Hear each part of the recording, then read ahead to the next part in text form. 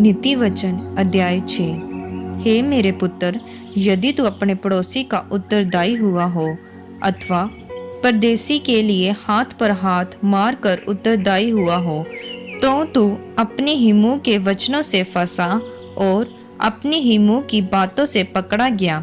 इसलिए हे मेरे पुत्र, एक काम कर, अर्थात तू जो अपने पड़ोसी के हाथ में पड़ चुका है, तो जा उसको साष्टांग प्रणाम करके मना ले।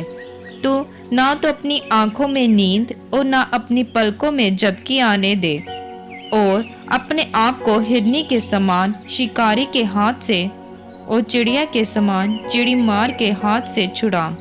हे आलसी, चींटियों के पास जा, उनके काम पर ध्यान दे और बुद्धिमान हो।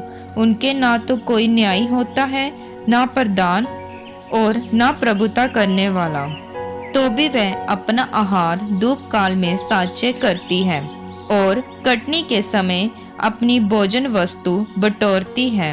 हे आलसी, तू कब तक सोता रहेगा? तेरी नींद कब टूटेगी? कुछ और सो लेना, थोड़ी सी नींद, एक और झपकी, थोड़ा और छाती पर हाथ रखे लेटे रहना। तब तेरा कंगालपन राह के लुटेरे के समान और तेरी गति हथियारबंद के समान आ पड़ेगी।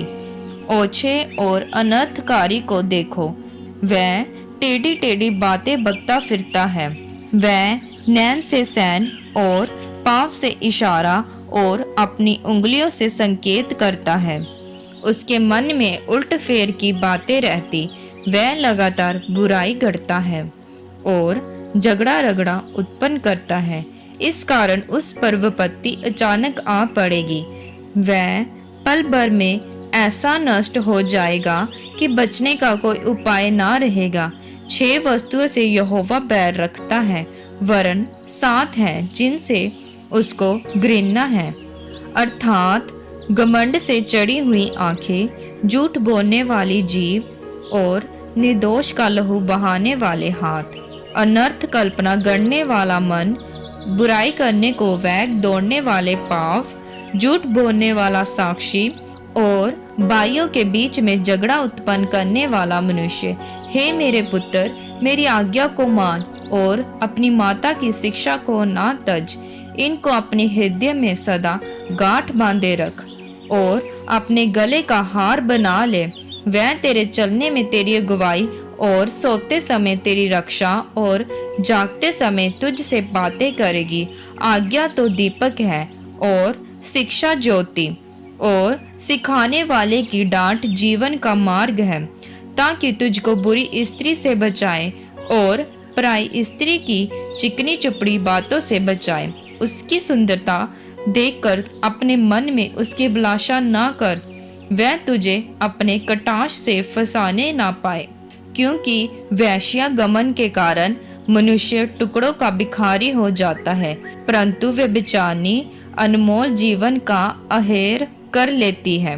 क्या हो सकता है कोई अपनी छाती पर आग रख ले और उसके कपड़े ना जले? क्या हो सकता है कि कोई अंगारे पर चले और उसके पाँव ना झुलसे? जो पराई स्त्री के पास जाता है उसकी दशा ऐसी है, वरन जो कोई उसको छुएगा वह दंड से ना बचेगा। जो चोर भूख के मारे अपना पेट भरने के लिए चोरी करे, उसको तो लोग तुच्छ नहीं जानते, तो भी यदि वह पकड़ा जाए तो उसको 7 गुना भर देना पड़ेगा, वरन अपने घर का सारा धन देना पड़ेगा। परंतु जो पर स्त्री गमन करता है वह निर्बुद्ध है। जो अपने प्राणों को नष्ट करना चाहता है वही ऐसा करता है।